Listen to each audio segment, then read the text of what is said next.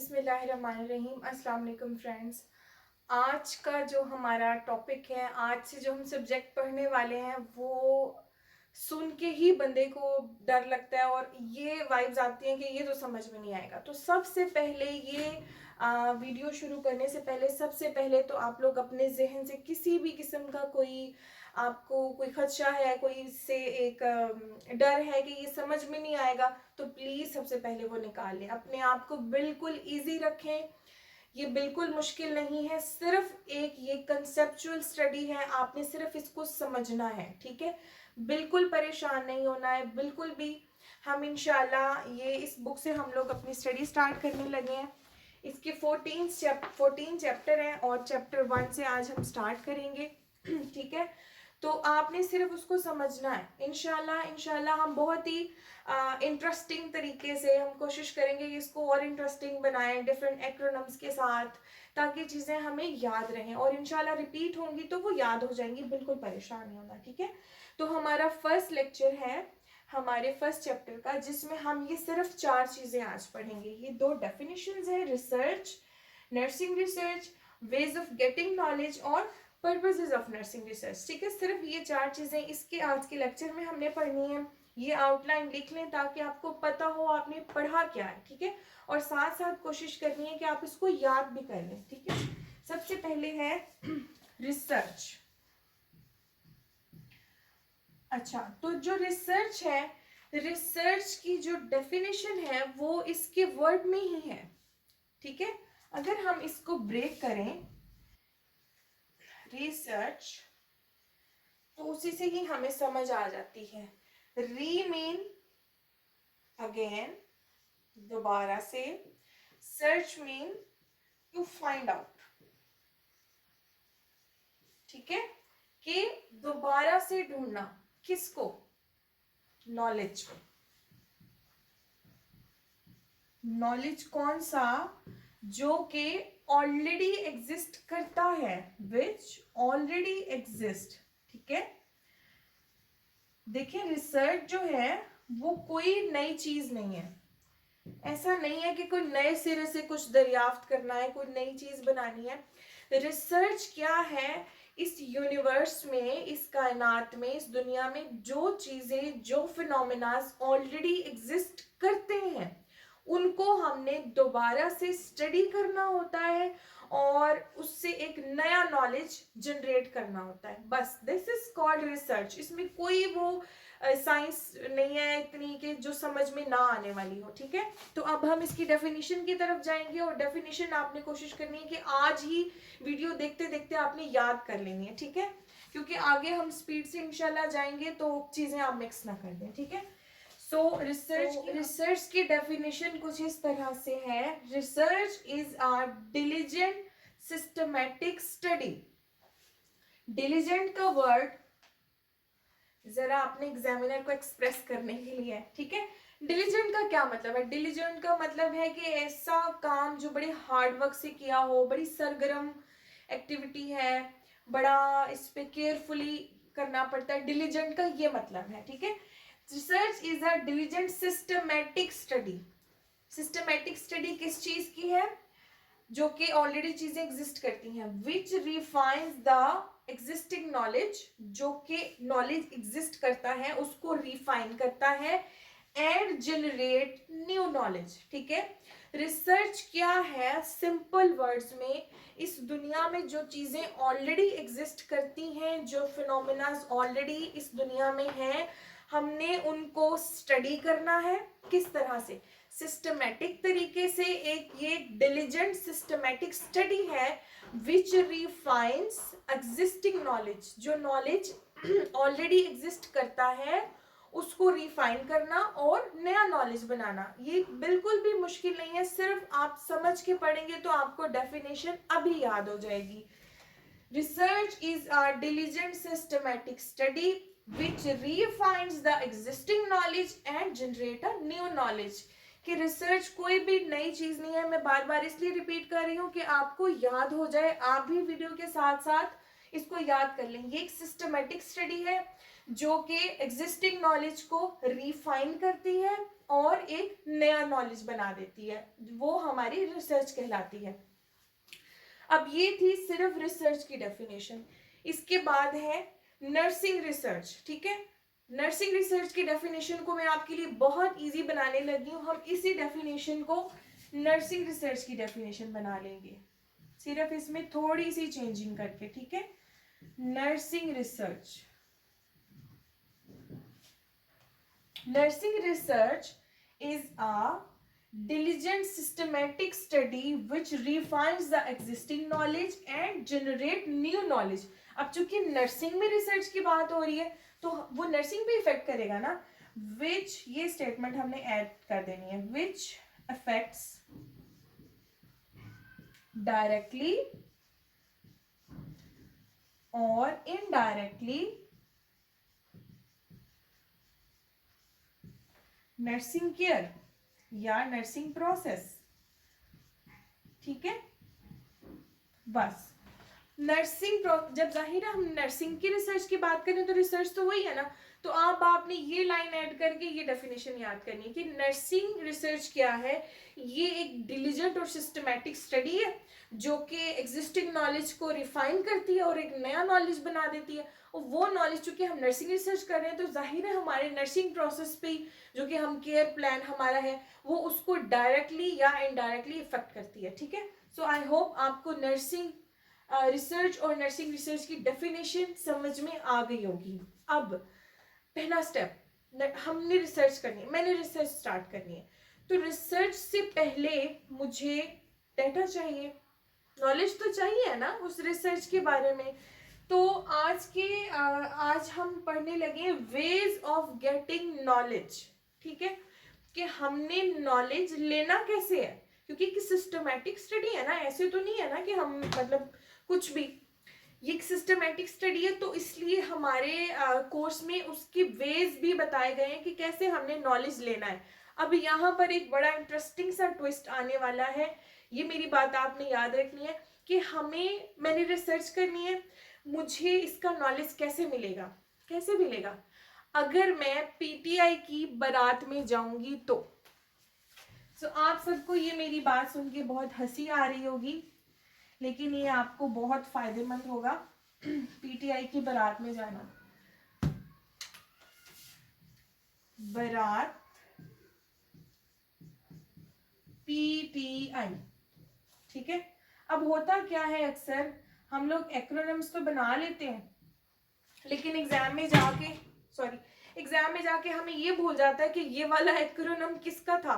तो हम जो है वो एलिमेंट्स का एक्रोनिम उठा के तो हम जो है वो वेज में लिखाते हैं या फंक्शंस का हम मिक्स कर देते हैं, ठीक है। सो अभी आपने कुछ मिक्स नहीं, अभी आप बस इतना जहन में रखें कि रिसर्च करनी है, रिसर्च करने के लिए हमें नॉलेज इकट्ठा करना है। तो वो नॉलेज कैसे आएगा, उसका क्या तरीका है, उसके लिए हमें पीटीआई की बारात में जाना पड़ेगा, ठीक है। BRRATPTI, ठीक है। ये जुमला कनेक्ट रखेंगे तो आपको याद रहेगा। तो सबसे पहले B is for what, borrowing. B is for borrowing. Borrowing क्या है, किसी भी दूसरे डिसिप्लिन से, देखिए मैंने रिसर्च करनी है, मुझे उसके तरीके जो है वो पता है, तो बोरोइंग एक तरीका है नॉलेज लेने का। किसी भी दूसरे डिसिप्लिन से हम उनके जो तरीके कार हैं हम वो बोरो कर लेते हैं, that is called borrowing.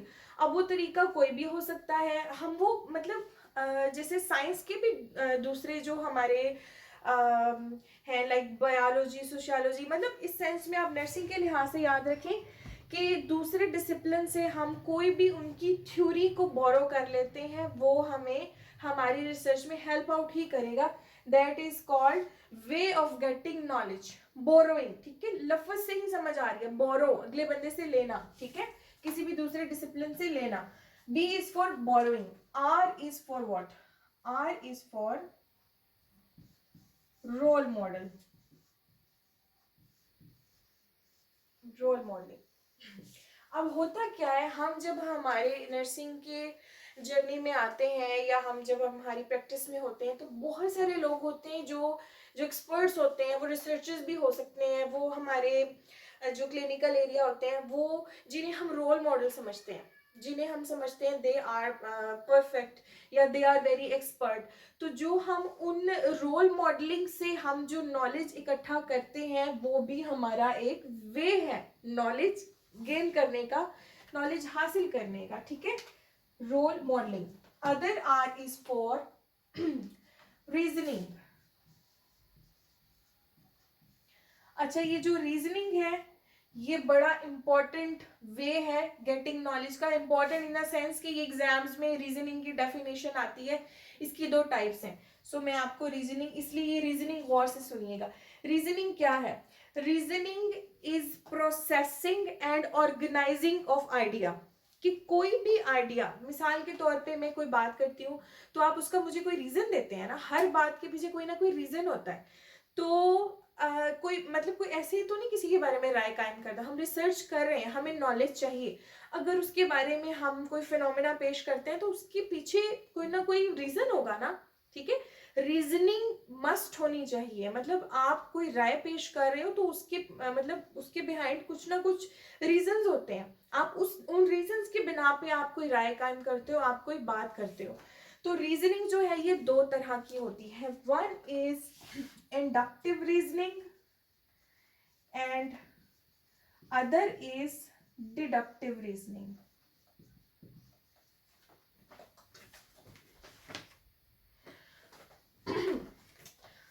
Inductive reasoning क्या है ये मैं आपको मिसाल देके समझाऊंगी, ठीक है। मिसाल के तौर पे मुझे ये, मैंने पिंक पहना है, मुझे पिंक पसंद है और मेरी सारी क्लास फेलोज को भी पिंक पसंद है। स्पेसिफिकली मैंने पहले अपनी बात की, अपने बारे में सोचा, रीजन दिया और फिर मैंने ये राय पेश कर दी कि जो आप सब मेरी फेलोज हैं उनको भी पिंक पसंद है। ये क्या था? ये मैंने इंडक्टिव रीजनिंग दी, जो कि स्पेसिफिक, पहले मैंने अपनी बात की, स्पेसिफिक अपना सोचा और फिर मैंने आप सब, जनरली आप सब के बारे में व्यू दे दिया कि आप सबको भी पिंक ही पसंद होगा, हालांकि इसमें किसी ने रेड पहना होगा, ब्लैक पहना होगा, ग्रीन पहना होगा। This is specific to general, ठीक है। बस ये फिगर, ये बात याद रखने वाली है। रीजनिंग, कोई भी बात करते हैं उसके पीछे रीजन होती है, रीजन दो तरह की होती है, इंडक्टिव और डिडक्टिव। इंडक्टिव रीजनिंग वो होती है जो कि किसी स्पेसिफिक से जनरल की तरफ जब हम कोई बात करते हैं, आप समझ गए होंगे। अब है डिडक्टिव। डिडक्टिव इसके ऑपोजिट है। जैसे कि मैंने ये कहा, या मेरी ये रीजनिंग कि ब्लैक कलर लड़कियों को पसंद नहीं है और जो इस वक्त वीडियो देख रही हैं उनको भी पसंद नहीं है, ठीक है। पहले मैंने एक जनरल बात की, फिर मैंने स्पेसिफिक उसको के बारे में कह दिया जो कि इस वक्त वीडियो देख रही हूँ। तो पहले ये क्या था? जनरल टू स्पेसिफिक, ठीक है। Deductive is general to specific, ठीक है। इसको याद रखने के लिए एक ये भी की है कि आई इंडक्टिव में आता है और स्पेसिफिक में भी आई आता है। तो आई मतलब पहला वर्ड जो है आई वाला, इससे आप लोग याद रख सकते हैं। इंडक्टिव, और इंडक्टिव है स्पेसिफिक टू जनरल और डिडक्टिव है जनरल टू स्पेसिफिक जब हम कोई बात करेंगे। आई होप आपको मिसाल से समझ आ गई होगी। तो हम क्या पढ़ रहे हैं? हम पढ़ रहे हैं वेज ऑफ गेटिंग नॉलेज, जिसमें अब तक हमने पढ़ा है कि हम पीटीआई की बारात में जाएंगे तब हमें नॉलेज मिलेगा। So BRR, borrowing, role modelling and reasoning, ये हमने पढ़ा है। What is A? A is for authority, ठीक है। कोई भी हमारी प्रैक्टिसेस में, हमारी रिसर्च के दौरान हम अथॉरिटी उस बंदे को कहते हैं जो कि जिसे हम एक्सपर्ट समझते हैं, ठीक है। और उससे जो हम नॉलेज गेन करेंगे वो हमारी अथॉरिटी के थ्रू आया हुआ हमारा नॉलेज है, ठीक है। ये आप अगर ये एक्रोनिम याद कर लेंगे ना तो वेज ऑफ गेटिंग नॉलेज आपको समझ आ गए, क्योंकि लफ्जों से ही समझ आ रही है, ठीक है। अथॉरिटी। अब टी क्या है? T, T is for tradition या ट्रेडिशनल। अब ये भी आपको इसके वर्ड से ही समझ आ रहा है, क्योंकि हम नर्सिंग की बात कर रहे हैं तो हम नर्सिंग की ही मिसाल देंगे। बहुत सारे प्रैक्टिसेस, बहुत सारे फिनोमिनाज, हम जब हॉस्पिटल में ड्यूटी करते हैं तो बहुत सारी चीज़ें ऐसी होती हैं कि जिनके साइंटिफिक रीजंस शायद हमें ना पता हो, लेकिन चूंकि वो ट्रेडिशन चलती आ रही होती है और हमारी प्रैक्टिस में बस हमें ये पता होता है कि सीनियर्स ऐसे करते हैं इसलिए हम भी ऐसे ही करते हैं। ऐसा है ना? आपके माइंड में बहुत सारी जो है वो लॉजिक्स, बहुत सारी बातें आ गई होंगी कि हाँ ये तो बस ट्रेडिशनली चलता ही आ रहा है, फलां डिपार्टमेंट में ये बात तो चलती ही आ रही है। सो जो हमारी रिसर्च के दौरान जो बातें, जो तरीका, जो नॉलेज, जो डाटा हम ट्रेडिशन के जरिए सीखते हैं या ट्रेडिशन के जरिए हम नॉलेज हासिल करते हैं, that is tradition, that is the way of getting knowledge. हम पढ़ रहे हैं वेज ऑफ गेटिंग नॉलेज, ठीक है? तो ये है ट्रेडिशन। अब बारात हो गई, अब बात है PTI. P is for what? P is for personal experience, ठीक है? Personal experience. अब मैंने रिसर्च करनी है, ठीक है, और मुझे वेज ऑफ गेटिंग नॉलेज जो है वो चाहिए कि मैं कैसे कैसे ले सकती हूँ। तो उसमें जो इम्पोर्टेंट चीज़ है, मेरा अपना एक्सपीरियंस भी तो होगा ना, कुछ मुझे खुद भी तो, हमारा वो क्या पीटीएस सेशन होता है ना जब हम स्टार्टिंग में जाते हैं, हम अपनी एफएससी के बाद प्रीलिमिनरी ट्रेनिंग सेशन हमारा होता है, उस दिन से लेके, उस ड्यूरेशन से लेके अब तक हॉस्पिटल में पहले प्रैक्टिस में हमारी जो ट्रेनिंग होती है, फिर उसके बाद हम जो है वो बड़े सेक्टर्स में आ जाते हैं, फिर हम स्टडीज़ के लिए, हायर एजुकेशन के लिए। सो इस सारे जर्नी में, इस सारे एक्सपीरियंस में हम, बहुत कुछ है जो हम इस अपने एक्सपीरियंस से सीखते हैं। तो हमारे माइंड में बहुत सारा डेटा है, बहुत सारे हमारे साथ मतलब एक्सपीरियंसेस होते हैं, बहुत सारे हम मतलब चीज़ों से गुजरे होते हैं, तो वो सब क्या है? वो सब डाटा है, वो सब नॉलेज है। तो मैं जब रिसर्च कर रही हूँ, मुझे रिसर्च करने के लिए एक वे चाहिए, तो उसमें मेरे ख्याल से पर्सनल एक्सपीरियंस तो ये इम्पोर्टेंट है कि जो आपका अपना पर्सनल एक्सपीरियंस होगा वो भी आपका नॉलेज है, ठीक है? I hope you get my point. Personal, T, T is for what? T is for trial and error. अब ट्रायल एंड एरर क्या है? गलती करना और उसमें हार जाना, फिर गलती करना, फिर हार जाना। देखिए ये तो एक जनरल फिनोमिना है। अगर कोई कोई भी जनरल सी मिसाल ले लें, मैं एक दफ़ा खाना बनाती हूँ तो कोई कमी हो जाती है, अगली दफ़ा मैं फिर करूँगी तो वो कमी नहीं होगी ना। Trial and error, trial and error, इस तरह से हर दफ़ा गलती करके जो मैं सीखती हूँ, जो उस हार से मैं सीखती हूँ, तो मैं नॉलेज ही गेन कर रही हूँ ना। देखिए कोई भी रिसर्चर है, कोई भी, अगर किसी को आप मिस्टर परफेक्ट समझते हैं, वो डे फर्स्ट से नहीं होता। हर इंसान ऐसे ही trials and errors, trials and errors, वो कोशिश करता है, वो सीखता है, और हर कोशिश के बाद जो वो अगली कोशिश करता है वो पिछली गलती से सीख चुका होता है, ठीक है? तो हम पढ़ रहे हैं रिसर्च करने के लिए वेज ऑफ गेटिंग नॉलेज। तो जो हम कोशिश करते हैं और उसमें गलती होती है, वो भी हमारी लर्निंग है, वो भी हमारा नॉलेज है कि ये नहीं करना। समझ रहे हैं ना? कंट्रा इंडिकेशंस टाइप कोई चीज के ये नहीं करना, कि कब कब हमने ये काम नहीं करना, तो वो हम ट्रायल एंड एरर से ही सीख चुके होते हैं ना। तो ये है T. I is for what? I is for intuition. Intuition क्या है? मैंने ऐसा सोचा या मुझे ऐसा लगता है, on the basis of my logical reasoning, कि मैं मतलब मेरी सोच, मैं ऐसा सोचती हूँ। देखिए एक होता है कि आप जो कोई भी बात करते हो, एक तो हमने पढ़ा था ना कि रीजनिंग। इंट्यूशन वो होता है कि जो कि आपकी अपनी थॉट्स होती हैं, जो कि आपकी अपनी लॉजिक्स होती हैं। कोई भी बात आप करते हैं कि नहीं मुझे ऐसा लगता है, इंट्यूशंस, वो भी हमारा एक तरीका है नॉलेज हासिल करने का, हमारी रिसर्च के लिए, ठीक है? जो कि हम हमारी सोच से, मतलब हमारी जो है वो लॉजिकल सोच से, हम हर बात के पीछे कोई ना कोई लॉजिक देते हैं ना, अच्छा ऐसे नहीं तो ऐसे हो जाता, ठीक है? कोई भी फिनोमिना, कोई भी देखिए रिसर्च ये है, आप सब ने अगर अच्छे से अंडरस्टैंडिंग करनी है ना, तो आप लोग अपने माइंड में ना कोई एक बात बिठा लें, कोई एक टॉपिक या कोई ऐसी चीज के जिस पे आपने रिसर्च करनी है, ठीक है। तो उसी मिसाल को आप डे फर्स्ट से एक पहले लेक्चर से ऑनवर्ड लेके चलेंगे ना, तो बेशक मुझे कमेंट्स में या मुझे मैसेज करके व्हाट्सएप पे बता दीजिएगा कि मेरी सोच ही है, तो मैं किसी एक का मिसाल लेके तो थ्रू आउट हम उसी से समझते जाएंगे। मिसाल से फिर हमें बात समझनी आसान हो जाती है, ठीक है। तो आज की अब तक के लेक्चर में हमने 3 चीजें पढ़ी हैं। सबसे पहले हमने रिसर्च की डेफिनेशन पढ़ी है कि जो है वो एक ऐसा डिलीजेंट और साइंटिफिक प्रोसेस है या साइंटिफिक स्टडी है जो कि एग्जिस्टिंग नॉलेज को रिफाइन करती है और एक नया नॉलेज जनरेट करती है। नर्सिंग रिसर्च की डेफिनेशन पढ़ी है, सेम वही डेफिनेशन जो कि इफेक्ट करती है डायरेक्टली या इनडायरेक्टली किसको, नर्सिंग केयर प्रोसेस को। फिर हमने पढ़े हैं वेज ऑफ गेटिंग नॉलेज, कि हमने नॉलेज कैसे लेना है, कैसे लेना है, पीटीआई की बारात में जाके लेना है।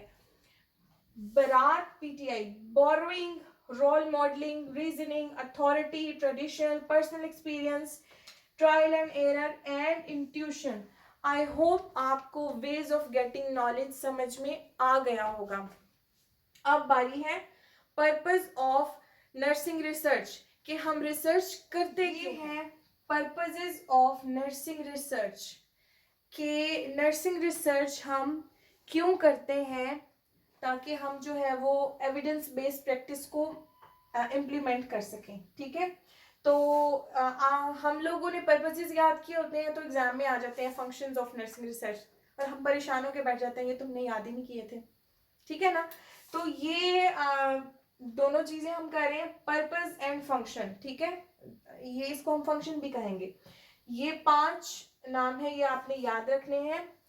Identification, description, explanation, prediction and control, ठीक है। ये हम क्या पढ़ रहे हैं, पर्पस ऑफ नर्सिंग रिसर्च, ठीक है। आइडेंटिफिकेशन क्या है, सबसे पहले तो मैंने अगर रिसर्च करनी है तो मैंने क्या करनी है, आप पहले ये आइडेंटिफाई तो करें, या हम पहले ये आइडेंटिफाई करें कि किस चीज पे, किस बात पे मैं रिसर्च करने लगी हूँ, ठीक है। उसको समझना, उसको ढूंढना, उस फिनोमिना को पहचानना, वो आइडेंटिफिकेशन है कि हम किस बात पर, किस चीज पर स्टडी करने जा रहे हैं। जैसे कि मैंने पहले कहा कि आप लोग अपने माइंड में सोच लें कि हम इस चीज पे हमने रिसर्च करनी है, तो वो सोचने में का भी पहला स्टेप यही है कि उसको आइडेंटिफाई करना कि हम किस चीज पे हमने रिसर्च करनी है, ठीक है। Number 2 is description. अब वो आपने सोच लिया कि मैंने जो है वो ये मैंने रिसर्च करनी है, तो डिस्क्रिप्शन क्या है, अब आपने उस फिनोमेना को डिस्क्राइब करना है, ठीक है। कि मुझे ऐसा लगता है, अब मैंने इस पर रिसर्च करनी है कि और लोगों के क्या ख्यालात हैं, या इसको कैसे बेहतर बनाया जा सकता है, इससे कैसे नया हम तरीका कोई या एक नया डाटा जो है हम इकट्ठा कर सकते हैं, ठीक है। वो है डिस्क्रिप्शन। एक्सप्लेनेशन, अब एक्सप्लेनेशन भी उसकी मजीद, अब आपने सोच लिया एक्सप्लेनेशन, अब उसकी मजीद उसको एक्सप्लेन करना कि मेरा ये फिनोमिना है, इस पे बहुत सारे फैक्टर्स हैं, वो कैसे असरअंदाज हो रहे हैं। पेशेंट की केयर है तो उसके हवाले से उस पर कौन से फैक्टर्स उस पर असरअंदाज होते हैं, या वट मतलब रिसर्च एक बहुत वाइड, बहुत ही वसी एक सब्जेक्ट है। तो आप कोई भी मिसाल, कोई भी फिनोमिना आप इसमें पुट करेंगे ना, वो सूट करेगा, आपको समझ आ जाएगी कि जो है वो रिसर्च है क्या, सिर्फ आपने चीज़ों को समझना है। अब हम पढ़ रहे हैं कि पर्पस ऑफ नर्सिंग रिसर्च, कि हम करते क्यों हैं। ये आपने 5 चीजें जहन में रखनी है। सबसे पहले आइडेंटिफिकेशन, कि हमने आइडेंटिफाई करना होता है। Description, explanation and prediction. Prediction क्या है, प्रिडिक्शन से क्या करते हैं हम, जो है वो एस्टिमेट करते हैं कि हमें क्या आउटकम आएगा। मिसाल के तौर पे चले, मिसाल से हम समझेंगे तो शायद हमें थोड़ा आसानी से चीज़ें समझ में आएंगी। प्रिडिक्शन ये है कि मेरी प्रिडिक्शन ये है कि अगर हम अपने बिहेवियर्स को और ज़्यादा पोलाइट और बहुत और ज़्यादा हम बेहतर करेंगे, तो उससे जो पेशेंट्स की जो है वो उनका रिकवरी का जो हमें वो आउटकम है वो ज़्यादा जल्दी और ज़्यादा बेहतर मिलेगा। ये प्रिडिक्शन है। कोई भी रिसर्च हमने की, उसको आइडेंटिफाई कर लिया, उसको डिस्क्राइब करके एक्सप्लेन कर लिया, अब उसमें कुछ डाटा इकट्ठा करने के बाद अब उसकी कुछ प्रिडिक्शंस हैं कि मेरा ये फिनोमेना था, अब हम इसको अप्लाई करेंगे इस नए नॉलेज को, या जो मेरी रिसर्च के बाद ये एक नया तरीका जो मैंने रिसर्च के बाद किया है। अब हम अगर प्रिडिक्शन एक आता है, एक स्टेप आता है कि अगर मैं लाइक प्रिडिक्शन इज लाइक हम अगर हमारे बिहेवियर्स का चेंज, हम इम्प्रूव बिहेवियर्स हम शो करेंगे तो पेशेंट का आउटकम ज़्यादा पॉजिटिव होगा, ज़्यादा अच्छा होगा। That is prediction. ठीक है। अब है कंट्रोल। कंट्रोल जो है ये वो स्टेप होता है जहां पे आप सिचुएशन को मैनिपुलेट कर देते हो। ठीक है। कंट्रोल कि बहुत सारे जब आप हिस्ट्री में जाएंगे आपको बहुत सारे रिसर्चर्स मिलेंगी, सेम चीज़ पे, सेम प्रैक्टिसेस पे डिफरेंट उनकी थॉट्स थी, उन्होंने अपने प्रॉब्लम्स या उन्होंने अपने फिनोमेनास को आइडेंटिफाई किया, एक्सप्लेन किया, एक्सप्लेन करने के बाद उन्होंने उसको डिस्क्राइब किया, फिर एक्सप्लेन किया, फिर उन्होंने प्रिडिक्शंस की डाटा इकट्ठा करके, और फिर उन्होंने कंट्रोल किया। कंट्रोल मीन कि अब उन्होंने उस सिचुएशन को इम्प्लीमेंट करके अब सिचुएशन को मैनिपुलेट कर दिया, चेंज कर दिया। This is called purpose and functions of research. ठीक है। आई होप आपको समझ में आ गया होगा। Thank you.